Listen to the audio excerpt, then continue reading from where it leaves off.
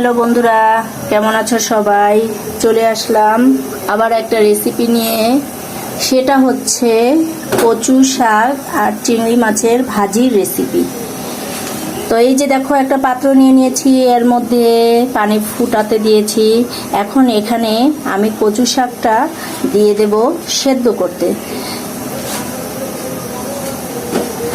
তো তোমরা অনেকেই কচু শাক দিয়ে ডাল দিয়ে চিংড়ি মাছ দিয়ে রান্না খেয়েছো, কিন্তু ভাজি খেয়েছো নাকি জানি না।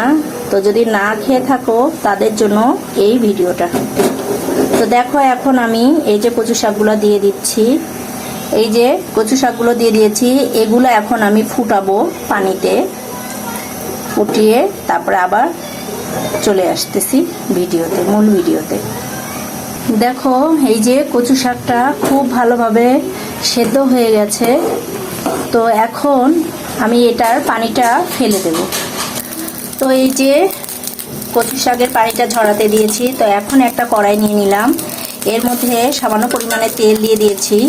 এখন এই যে লবণ হলুদ মাখানো অল্প পরিমাণে কিছু চিংড়ি মাছ দিয়ে দিলাম। এটা হালকা ভেজে নেব।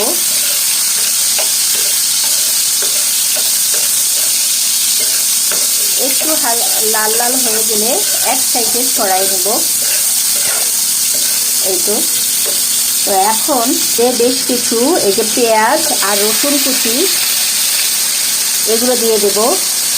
বড় সাইজের রসুন নিয়েছি, পেঁয়াজ নিয়েছি, তো এগুলো দিয়ে দেব। সব দিয়ে এখন ভাজবো।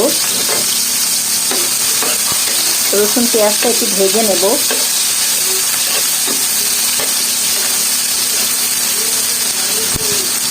এই যে এর মধ্যে অল্প পরিমাণে লবণ দিয়ে দেব। লবণটা দিয়ে পেঁয়াজ রসুন ভালোভাবে ভেজে নেব।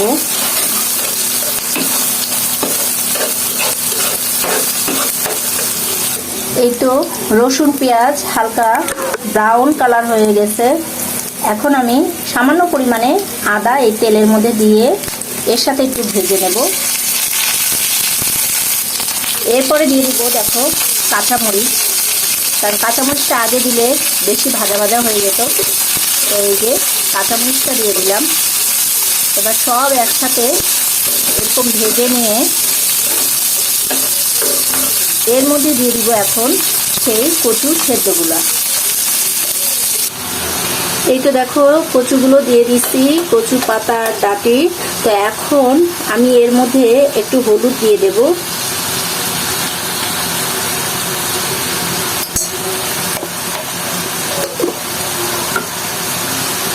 এই তো হলুদ দিয়ে এটা খুব ভালোভাবে হলুদ চিংড়ি মাছ সব একসাথে মাখিয়ে নেব। এরপরে এগুলা খুব সুন্দরভাবে এভাবে করে মাখিয়ে নেওয়ার পরে চুলার আঁচটা একটু কমে করে এগুলো তেলের উপরে করতে হবে। তেলটা যখন এগুলো গলে যে কচুটা গলে যে তেলটা উপরে উঠে আসবে, তখনই আমার এটা হয়ে যাবে। তো এর মধ্যে আমি এখন একটু এই যে সামান্য পরিমাণে চিনি দিয়ে দেব। চিনিটা দেওয়ার কারণ এই কচুর মধ্যে চিনি দিলে খুবই টেস্টটা দ্বিগুণ হয়ে যায়। তো চিনিটা দিয়ে এগুলো খুব ভালোভাবে একসাথে কষিয়ে নিতে হবে। তো এখন আমি কিছুক্ষণ এটা ঢাকা দিয়ে রেখে দেব।